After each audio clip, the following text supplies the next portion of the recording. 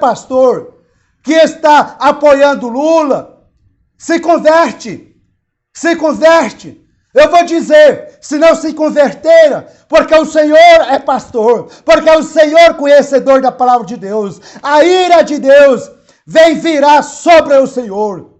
O Senhor será repreendido por Deus. O Senhor será castigado por Deus. Por quê? Porque está se manifestando, se posicionando contra a palavra de Deus, em favor do aborto, em favor do corrupto, que não confessou o seu pecado, ainda está falando que é inocente. Da onde? Lula se comparou que foi julgado, condenado igual a Jesus Cristo. Da onde? Diferença entre Jesus. Jesus foi condenado, foi morto, ele não foi libertado, não foi descondenado pelo Pilato, pelos outros saduceus, saduceu, mestre da lei daquela época. Mas Jesus ressuscitou. Ele foi morto e ressuscitou.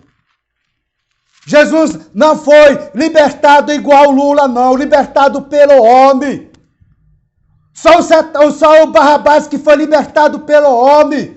Mas Lula também foi libertado pelo homem. Igual Lula foi libertado pelo homem, foi Barrabás. Mas Jesus Cristo foi condenado e morto. Foi crucificado e morto. E depois ele ressuscitou.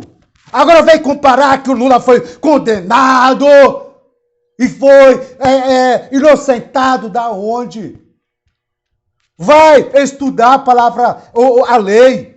Vai estudar também a palavra de Deus. Irmãos, Deus vai libertar essa nação brasileira. Deus vai estar com os homens de Deus, a igreja. Deus fará milagre nos votos, se for possível. Deus enviará os anjos celestiais, os exércitos celestiais, para votar, para envergonhar. E essa esquerda, esse Lula e esse bandido, para libertar os pastores, a igreja. Aqui no Brasil, a nação evangélica será livre.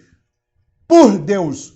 Deus fará milagre. Então, todos aqueles que estão hoje ouvindo, assistirá esse vídeo, o pastor você pastor, se converte, tá? Lula não foi inocente, Lula não foi igual a Jesus Cristo, alimentou depois de ministrar sermões da montanha, né? Lula não fez isso, não, Lula roubou também. Mas Jesus, depois que ministrou os sermões da montanha, alimentou e ele não roubou. Diferença é essa. Então para de distorcer a palavra de Deus em favor do Lula. Deus abençoe em nome de Jesus Cristo. Deus abençoe a nação brasileira. Deus abençoe os pastores, profetas, apóstolos. Deus abençoe o povo chavante, povo indígena brasileira. Estamos juntos orando pelo bem do governo e do irmão Bolsonaro. Deus abençoe em nome de Jesus Cristo.